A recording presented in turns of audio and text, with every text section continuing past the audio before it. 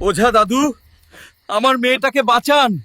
ও নড়াচড়া করছে না কেন? তোর মেয়ের গায়ে ভয়ঙ্কর পেতনির বাতাস লেগেছে হাল্ক। ওকে বাঁচাতে হলে লন্ডনের কালো পাহাড় থেকে বিড়াল মুখ পাখির ডিম আনতে হবে। ডিম? আমি এখনই যাচ্ছি।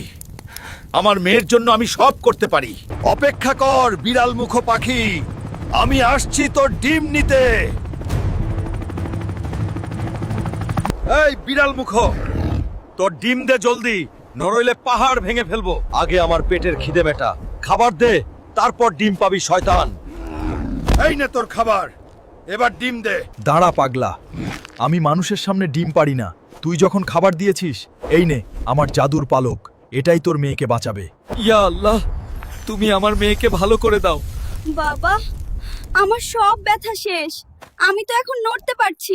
দেখলে তো আমার সুপারহিরো বাবাকে। বাবার জন্য একটা লাইক দাও আর পরের গল্প দেখতে এখনই সাবস্ক্রাইব করো বন্ধুরা।